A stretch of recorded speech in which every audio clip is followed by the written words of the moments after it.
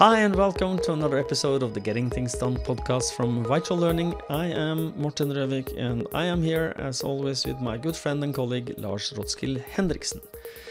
Привет, Lars! Привет, Morten. Good to see you as always, and as always good to be with our listeners and viewers out there. We always start off with a quick reminder of the purpose of this podcast, which is to help you learn GTD or become even better GTDers. I'm sure today's episode will help you with that. If you're new to GTD, we always recommend you go back and listen to episodes 1 through 6 to get an introduction to the basics of GTD, the 5 steps. Today's episode number is number 114 of this podcast, and today's episode is about the new book, Team Getting Things Done with Others. Indeed, it's an interview episode where you have interviewed David Allen and Ed Lamont, the two authors of the book. And I am very curious to hear what they have to say about the new book. So just to set things straight, it's called Team Getting Things Done with Others. That's the correct title, isn't it? Yes. Yes. Okay. Are you ready to roll the interview? Let's do it. Yeah, okay. Roll. And now, our special guest. It is my great pleasure to welcome not just one, but two guests on the podcast today, which I think is a first for us. Both Morten and I have known you for many years, but in my preparation for this interview, I, of course, Googled you both. And according to Google, we have with us today one author and one American author. Not sure about the distinction between the two, but I'm very happy, first of all, to say hi to author Ed Lamont. Ed, how are you doing today? Wonderful. That would be a Canadian author. Perhaps I should add that into the description. We need to fix that with Google. Yeah. I'm very well. I'm a little bit tired. I've just come back from a week in the bush learning bushcraft skills and interestingly some very interesting teaming stuff as well. So I'm well, very satisfied if slightly tired. Fantastic. Thanks for being here. And a hello to the American author, David Allen. How are you doing, David? Hi, Lars. I'm absolutely fine. Thank you very much. It's a little rainy and a little chilly here in Amsterdam at the moment. And I have a dog trying to get on my lap. One of the hazards of animal husbandry. But anyway, no, I'm fine. So thank you, and thanks for the invitation. Delighted to be here. Always happy to chat about this stuff. Yay. Yeah, great. And that's a different team, I guess. You and the dogs as well. So you are both co-authors of the new new book, Team Getting Things Done with Others, which came out in May. David, of course, wrote the book Getting Things Done, and Ed, you've worked with GTD professionally for many years, training, coaching, consulting.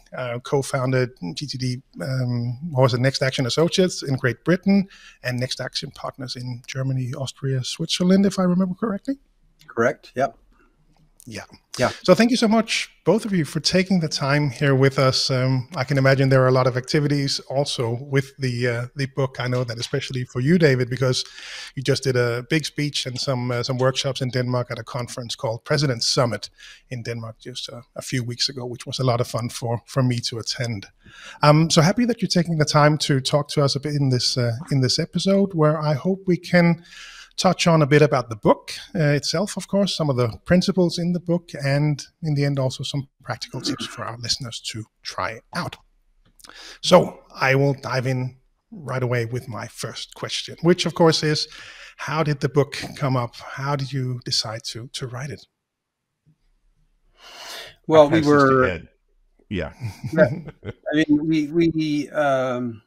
I mean, there's a whole gestation period, I think, prior to us actually having a conversation about it. But the conversation was really about just noticing that there was a bit of a gap in the GTD canon, if you like, insofar as we were both working for many years with individuals and largely successfully with individuals, teaching them the skills of personal productivity.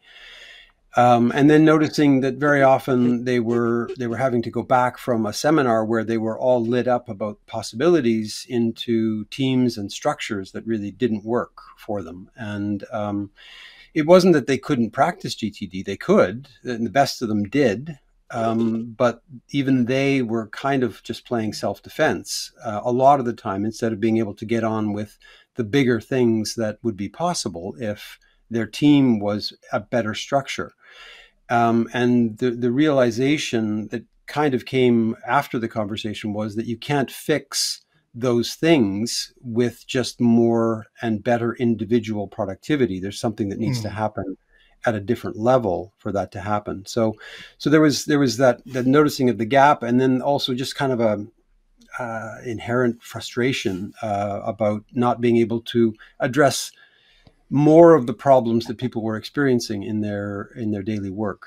And then the decision was to work on the team structure as opposed to the organizational thing, because that's such a big beast that it may be the stuff of a next book, who knows? But it's for now, we just thought we can probably do something fairly effectively and allow so that teams can do quickly if we work at the team level.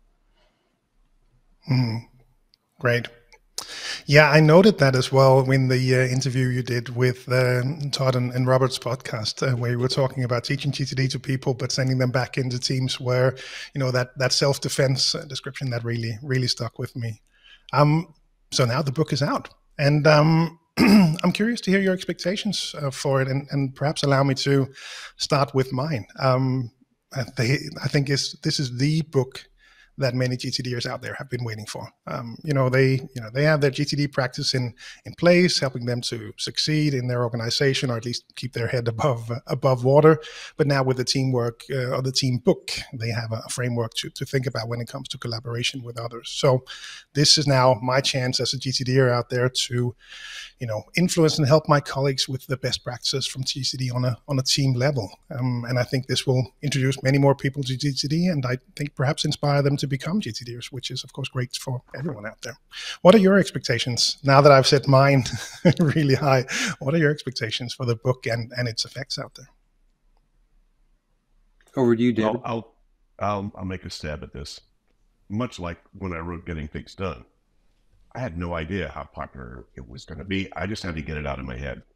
I had to capture, 25 years of my career and everything I'd learned about it, and just stick it in a manual as I got good coaching that I should do that. I had no idea. But again, I think the combination of high aspiration and no expectation is kind of, where I am with all of the work that I do. It's like, yeah, that'd be cool if that happened and whatever. And, I'm okay if it's not. I just think this needs to get out into the world. And maybe, 50 years from now, somebody picks up the book from, some time capsule or whatever and reads it. Oh my God, how cool is that? So at least it's out there as a methodology. So that's kind of mine, at age 78 in my career right now. It's not like I need this book to really work in order to keep my career going. But I'm excited that we did this, and that it was a big, as Ed mentioned, it was a big gap that needed to be filled. So just be, kind of insanely curious about what the uptake is going to be. So, no idea. Yeah, I'm with David. High hopes, low expectations. Just because expectations tend to lead to frustrations and resentment, so I'm not keen on those. But would love for it to obviously to sell well. It's been an investment of several years of research and effort. And it would be great. And we actually wrote this stuff up. But we wrote a lot of the book using the principles of the book, sometimes consciously, sometimes just because it felt like the right thing to do. And then we realized, we just did the thing that we're proposing people do. We did write up, our vision for it. And one of them was that this book would expand the field really for people to practice GTD on an individual level, but also to start to shift teams. And that's why we defined teams so broadly, because it would be a shame for only people working in large organizations to get GTD and get the team a la GTD. So we defined teams quite broadly, so we could catch non-conventional teams and help them as well. And I think also what's fascinating is, for, I don't know, 100,000 years or more, people have gotten things done with other people. And yet there hasn't been a manual about how that really works on a universal scale. Meaning 100 years from now, 10 years ago, whatever, what really worked when things worked to get things done. And we all get things done with other people. I don't care how, much of a hermit in the woods, doing your own art or writing your own book or whatever. You're still going to need somebody to express it, to get it out there, to cooperate in order to make it happen. And yet nobody's really, at least the best we could see, nobody ever written a real manual about this that wasn't, tied specifically to a kind of a team, like in a pharmaceutical company or in an aerospace company, where you have to, you have projects that have a team template about how we do this or whatever. But, years ago, I did a lot of, I struggled around to find out, okay, who's got good models about how do you work together as a team in terms of project management, in terms of other kinds of things. And frankly, nobody had it. Nobody had figured that out. And still, maybe somebody else had, but I think Ed and I did a pretty good job of nailing it down. Yeah. In terms of high hopes on sales, someone sent me a text. I don't know if you know this, David, but someone sent me a text over the weekend, which was to say that we are currently number 2 on the hot releases in Amazon. So I would prefer to be number 1. After a week after release, I'm okay with number 2.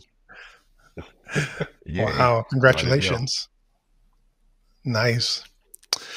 And so we were just reviewed in the Wall Street Journal, by the way, by a woman, and she ended it with saying, "This is a really good book, not a great book." And in a way, I mean, I wonder why she said that. Well, it's obviously a critic's spin. They try to, make themselves unique or say something, provocative about whatever they're critiquing. But I don't think Getting Things Done was ever seen as a great book. I think it was seen as a good book. And I think good is probably better than great. There are a lot of great books out there, and they have a very short lifespan. And so I think good is probably as good a recommendation for this book as anything. It's like a good manual. That's really good. It's not a great manual for Word or for Teams or for whatever, but it's a good one. Yeah. So who knows? Yeah. One thing that I was curious about as you spoke about this now is how people will find this book, pick it up, perhaps differently from the Getting Things Done book, because Getting Things Done is a lot about personal productivity, and this is more on a team level. And at least in my work over the years with GTD, sometimes it can be more challenging to pick up the book that is about you as opposed to the book that is what can we do as a team, because then it's not about you personally, it's about the team instead. I don't know if you've thought about this or any reflections on that. Well, I mean, I think go ahead, Dave. Yeah, well, we acknowledge that. Come on, if you're a soccer player, if you're a football team, you need individuals who have great capabilities. But you then also, that's not enough. You need to know how to work together as a team. in terms of your mechanics of how we practice, how we work together, how we engage together, how we strategize together.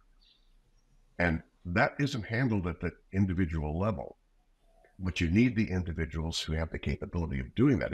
If you don't, then you can have the best strategy in the world, but things are going to fall through the cracks.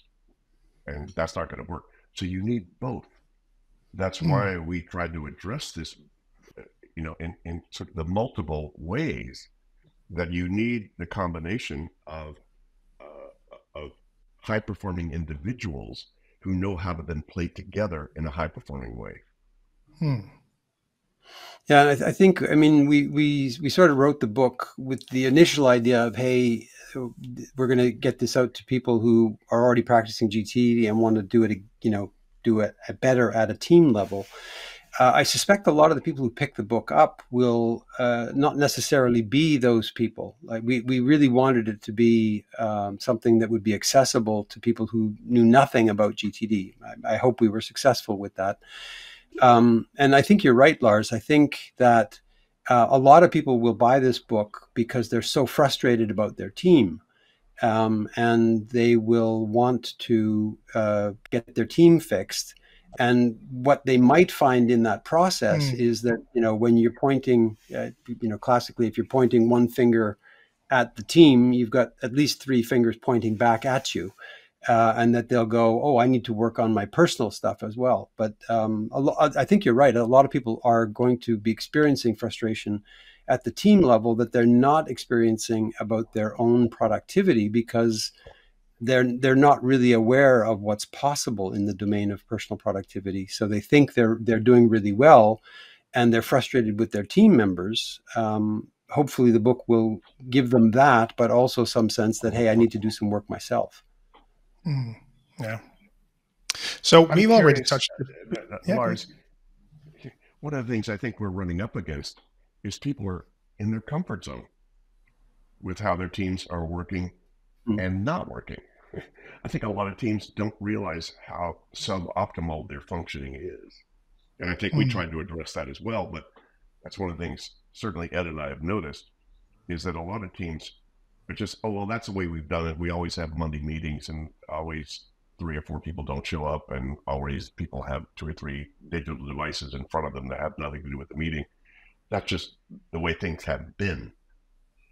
And we're still okay. We're still functioning. We're still a company. We're still a team in a way. And most people don't realize what they're missing because of that.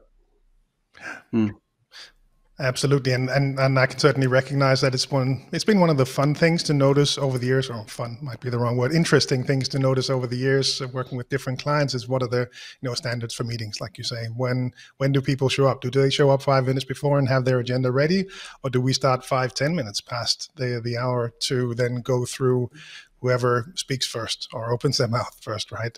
It's and people just, for the most part, just recognize, yeah, that's just how it is. But yeah, for many people, things can get better. Like you said, hopefully the book can help with that. So moving into the contents of the book, we've already touched a bit on it now, but how would you sort of describe the book overall? Perhaps highlighting a favorite part, if you have one. Ed? Well, I would call it a great book, but I'll live with good, which is so much better than all the other possibilities, really. And I think that there's a few parts of the book that we structured it in. There's 3 chunks to it. One is kind of like what's the field of play. What's the current situation? What are the problems that teams are experiencing? And what is a team? That's kind of section 1. Section 2, we get into the kind of the extension of the original principles of GTD into the team environment. And then at the end, we're looking at, if you're managing a team, leading and managing a team, here are some things you might want to think hard about. Leadership, delegation, and being able to prioritize or say no consistently enough that the team has some hope of not just sinking in a mire of overwhelm. So that's how we structured it. There's lots of pieces of the book for me. I guess there's a few personal favorites. One would be the working standards chapter. I think it's a place where I think we were able to add significantly to the discussion on organizational culture and what it is and how to change it in a fairly granular way without huge corporate initiatives. You can make it fairly. I think you can make changes quite quickly to team culture. Again, organizational culture, that's a different beast. But I think at the level of the team, you can get really, really important stuff done very quickly if there is any will at all to improve performance. I also, I think the other chapter that's extremely important is the one on saying no, because there really is no way to go forwards and preserve the health and sanity of your team unless someone, and indeed ideally everyone on the team, being able to say no to stakeholders in service of getting the important stuff done. And then the idea that underpins it all is in that first section in the intro, is the idea of healthy high performance. And that is behind basically everything we wrote, was how do you achieve healthy high performance? Not just high performance without health, not just health without performance, but how do you do them both? Those I think are, my personal favorites. I could go on and on and on, but if you forced me, then those are the things I would highlight. David, any favorites? I think to echo Ed, actually, a little bit about the standards and the fact that, over the years, over the last 40 plus years with my company, actually sitting down, Catherine and I, my wife and I, were on a plane flying to Chile, actually meeting with some people that we wanted to engage with. And we said, we've just now sort of created our new company.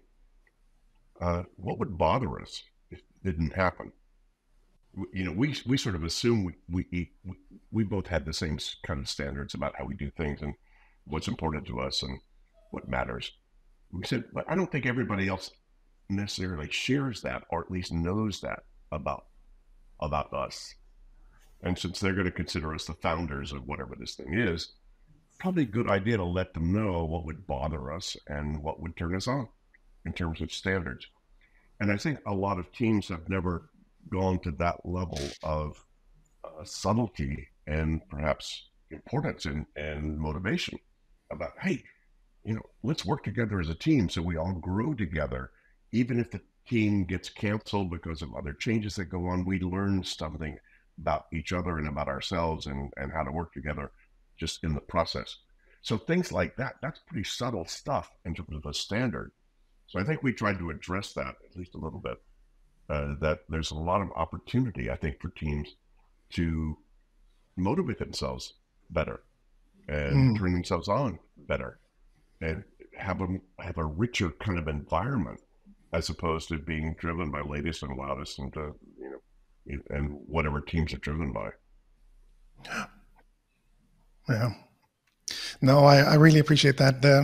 Certainly the standards part is interesting, and also the saying no part. I really appreciate that we have that also in the level 1 seminar, that this is actually a skill that's focused on and was highlighted in my most recent seminars. It's so interesting to show up for a seminar called Getting Things Done, and we actually focus on that and actually focus on many more things as opposed to just what people perceive often to be just be more productive, produce more. I really appreciate that. One of the things that I have noticed myself, so you were kind enough to share the book with us earlier this year, and we read through it. And one of the things that I find myself referring back to frequently was the delegation part. So looking at my projects, looking at my next actions, looking at my areas of focus with the lens of what can only I do. I don't know, David, I'm sure this has come up many times over the years in coaching others, perhaps, or where have you seen this most? Yeah, well, a mentor of mine taught me, some of the key elements of getting things done, which was basically get stuff out of your head and then take the stuff you got out of your head and make decisions. What is it? Is it actionable stuff in it? So if you can finish in 2 minutes, do it. If you can't finish in 2 minutes, are you the right person to do this? Can you hand it off? Not do you like to, are you comfortable with, but can you hand this off? And so I got trained in that 40 years ago. And this is pre-digital, we just had a paper-based form template that if somebody needed to hand it off, they would just write out a memo, put it in their out basket, and they'd go out. And they were amazed. The next day, stuff would come back. Done. The needle moved forward. Wow. Who'd have thought? But if it was only trying to, kind of coax people into, wait a minute, can someone else do this? Maybe not as well as you, but can someone else handle this? Because you got enough on your plate. And so I learned that years ago. Yeah. And the only do what only you can do was just something that came out of coaching and seminars that I was doing around the turn of the century. And it became clear that anybody who was in a leadership position had way too much to do. And there was always a kind of an emotional pull back to what they were good at. And they were avoiding doing the things that they were less comfortable with. And there was a whole host of things that the team needs them to do that nobody else can do on the team. No one else has the juice, the relationships, the kind of the stakeholder influence that the leader has. And so, kind of only do what only you can do. But if you think about it, it's not just for leaders, right? It's for everybody, not as a rule, but it's a useful filter to just lay that over whatever you're looking at and ask the question. Yeah, I've seen that so many times over the years in the seminars where this delegation question coming up in the clarifying flow really has made a big difference for people. And perhaps we need it even more in Denmark than in other places, because I noticed my iPhone auto-correcting delegation to relegation when I was making notes for this. I don't know, perhaps we need this even more than other countries. It's an interesting one, because I think if we move a little bit away from just the principle of it and we go to the emotions of it, I think that as individuals living in a somewhat chaotic environment, right? It can feel that way when we're out in the world, right? This environment is less like it's very, very chaotic and sometimes very unfair. And so we all, I think there is a real desire for control of our environment. And so, we end up sort of bending ourselves out of shape to get control. And one of the things about delegation is that you have to give up control. And that's one of the reasons that I think people struggle with it so much, is that they have their own standard and they don't feel like their standard will be met.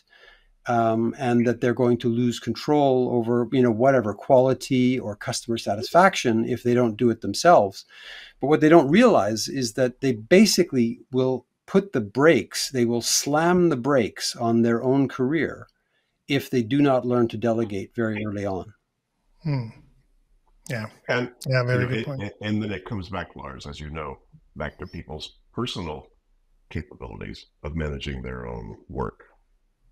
So, if an executive is not taking notes, if they're not keeping an agenda list for things they need to talk to people about, if they're not keeping a waiting for list of things they're waiting on from other people, then they tend to then react to things blowing up instead of showing up, as opposed to conscious, constructive conversations. Hey, Jose, look, tell me what, I'm giving you these 4 things. How are you doing on that? Do you need some help?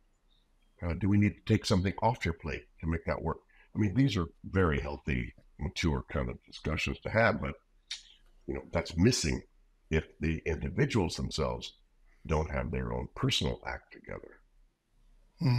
Yeah. Yeah, and I've seen that from a practical perspective as well. You know, being a GTDer out there as a project manager in an IT project, I can absolutely recognize that. Moving on to some practical tips as well. So like I said, I really think this book is an opportunity for the GTDers out there to try to share more best practices from GTD. And we want, of course, to give some practical tips as well to the listeners and viewers out there.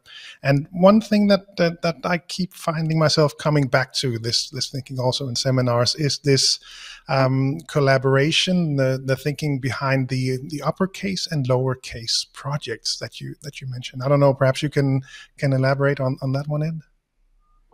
Yeah, I mean, it's actually, I'd love to say it was, a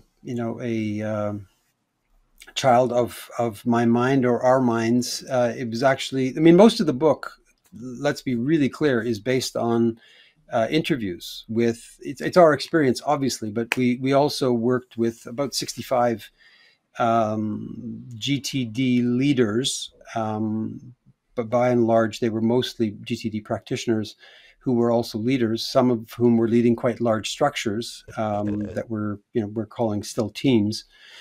And it was one of our clients actually who said that they had found this way to distinguish between the big P projects and small P projects as a way of working out where does this need to go, so that the individuals know what they're doing, but the team knows what it has on. So the big P is kind of the classic something that might need Prince 2 kind of project, a big team project.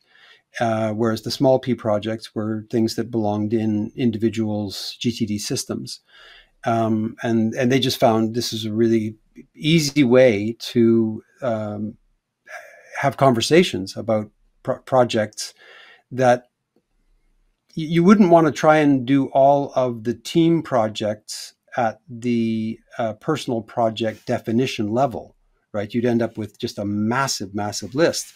So it was just easier to have a definition which allows for a manageable list at the team level, but still keeps everyone focused while managing the GTD project definition style down at the individual level. Yeah. One other thing that I noted, and I see that we have lost the connection to David. There were some concerns about the internet connectivity going up and down with some work being done on the cables there. So hopefully he will find his way back.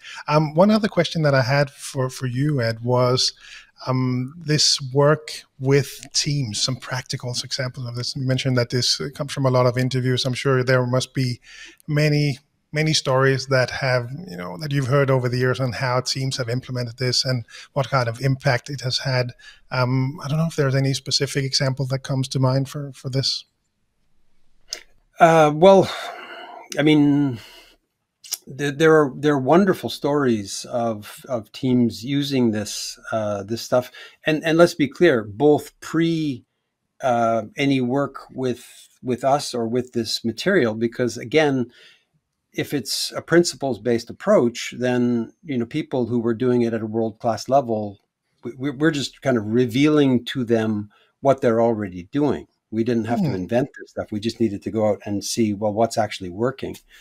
But there's just wonderful stories. The easy ones are kind of around purpose and vision. I love that stuff. I always have, from my first read of Covey back in the late 80s, that idea of vision. And there's so many amazing stories about vision. I've included, one or two in the book, about, one of my friends and clients who, set a vision for $1 billion business globally, from actually quite a small base. Like they were a long, long way away from that. And they managed to do it because they set a very clear vision. They communicated it very enthusiastically. They worked on, persuasion. They held the vision even in difficult times. Those stories I love, but also the really prosaic stuff. like what happens on a team when they agree how they're going to do meetings, what happens on a team when they agree how they're going to do communication with each other. I mean, and there, one of the stories in the book is just massive increase in employee satisfaction in the employee engagement survey in the organization when they made these decisions about how they were going to communicate, what tools they were going to use, what tools they weren't going to use, and how they were going to use the tools they decided to use. That just created a massive increase in their satisfaction. Wonderful. Yeah, I had that. I saw that tool discussion showing up now in a recent seminar as well. They were using software application for a shared overview of projects, but was it?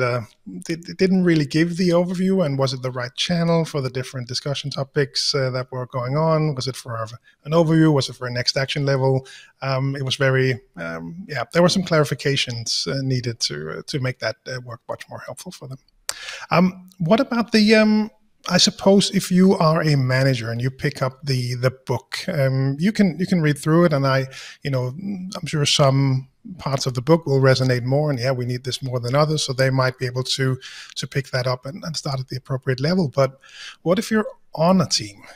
Any tips for anyone out there who are on a team wishing for some aspects of the book, more GTD on a team level? Any suggestions on where they could start?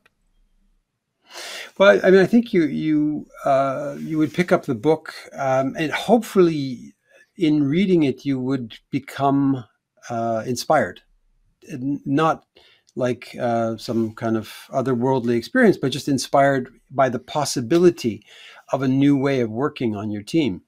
And I'm guessing, if I was picking this up for the first time, looking at it as a team member, I would probably be drawn more to, because that's the nature of being human, drawn more to the things that we're not getting right than the ones that we are getting right.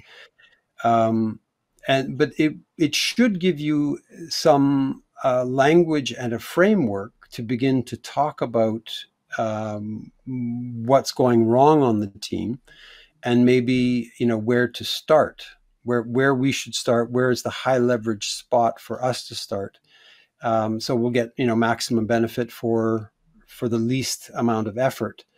And I think there are things that you could do really quickly. And this is, again, one of the examples from the book is,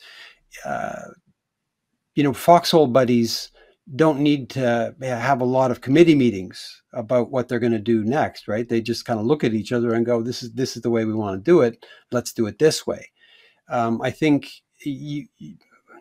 the problems of doing things differently as a team inside of a larger structure that's not doing them that way are probably overestimated. I mean, I don't think anybody really cares as long as you get your work done, and you don't have to publicize the fact that you're going to do things differently on your team.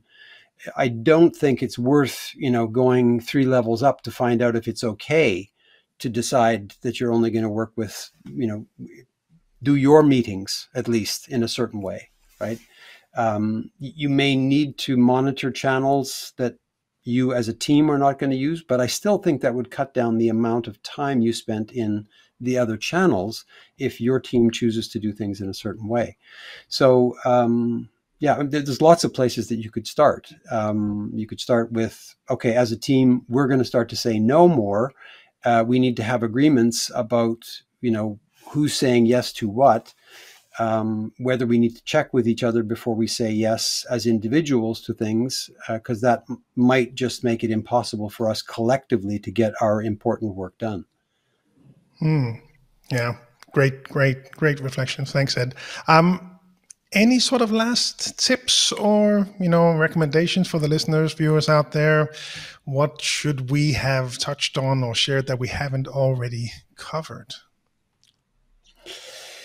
No, great interview. I mean, I think the thing I would love, and both David and I were very keen on this idea of healthy high performance, because the consequences of our society's obsession with performance and actually kind of mono performance in the financial domain, right? Like we're not measuring performance on most other metrics, actually, right? We're obsessed with financial performance when it's abundantly clear that, you know, financial success is useful to a certain extent. It's also very necessary for human happiness, but it's not everything. And certainly for a lot of the world now, it's clear that just piling up more stuff is not going to make anybody any happier. So I think we need to step away a little bit and work out, you know, what is health, mental, physical, spiritual, and social health. And how do we want to measure those things so that we actually have a way of moving forward consistently towards, you know, human happiness and fulfillment, as opposed to just piling up more stuff while we incinerate our environment. That's just not a great way forwards. Great. Thank you. Thank you so much, Ed. That's a great note to end on. Thank you so much for your time. Thank you to David. We'll send our thanks via email instead to him. It was great talking to you both. And again, thank you so much, both of you, for writing the book. I don't know if I can speak for all GTDers out there, but I'm almost sure I can. Thank you so much for writing this book. This really is the manual for GTDers out there to navigate by in our work with others, and perhaps help share GTD with others around them. So thank you so much. It means a lot that people like you think it's a good book. It's a great book. Thank you, Ed.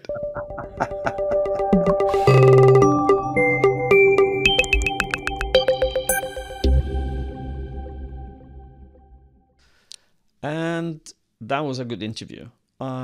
Sorry that we had David leaving us. Unfortunately, that was not in his hands, but we lost him because of faulty internet. He warned us that that might happen. So, but thank you for attending, David.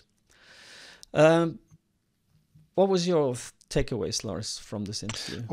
Just so much good stuff. Like I say in the interview, that really have high hopes, high expectations for this book. So many good things in there, and really looking forward to hearing, you know, and it was a great book, not a good book. It was a great book. It is a great Absolutely. book. It's a great book. We need someone to go out there and make some reviews on Amazon and different places to make sure that people know it's a great book. Yeah. No, but I don't know where to start really, because there are so many things that people can pick up on. I like the ideas that we spoke about, how, of course, you know, obviously if you have a team, if you manage a team, then you can pick this up and read through it and figure out, so where would be a good place to start for me. But I also think, you know, Ed covered it nicely, saying, so if I'm just on a team, what can I do? How can I go in and make some changes to make this work more efficiently? And lastly, you know, especially the last words from Ed on measurements and you know, high performance, how does that actually work? I really like that perspective. Me too. So our suggestion to you, the listener, is go buy the book. It's available on well-assorted bookstores everywhere. Amazon sells it. It also Audible has the audiobook. So if you want to listen to that instead, you can actually go to audible.com and create a free account for one credit, and then when you downloaded the book, you can then unsubscribe from that credit. It will not cost you anything. You will get the audiobook for free. Isn't that cool? Okay. Famous last words from Lars. Will you take us out? I will. Just a quick note that I really, you know, I really hope this was a helpful episode for people out there. And, you know, what I'm really curious to hear now when it comes to the book is, so what will the impact be? What will the effect be out there? So if you read through the book, try some of the things out in your team. If you have any stories, experiences, how will that work for you? We would love to share that in the podcast. So be sure to let us know. I've asked this of, you know, all the people in Denmark that I know have the book. I'll ask this to all of our listeners and viewers out there to also share this with us, because I would really love to hear. So how does this actually work? What worked well? What was more of a challenge? Let us know. Podcast@VitalLearning.eu. VitalLearning.eu. Then also, before we wrap up, perhaps we should take the time to wish everyone a great summer, because this will be our last episode before our summer break, and we'll be back in August, if I remember correctly, Morten. That sounds very, very correct. And we are having a discussion where Lars is thinking maybe we should just do this every month, while you're doing it now bi-weekly on the regular schedule. If you agree with Lars, send us a message. If you disagree with Lars, send us a message at podcast@VitalLearning.eu. So if you want to keep it bi-weekly, let us know.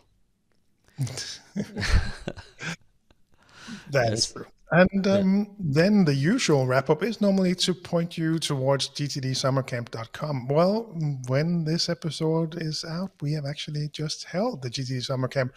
I'm sure it was great. We had a lot of fun the night people there, no doubt. I can look into the future. That's just how it works with GTD.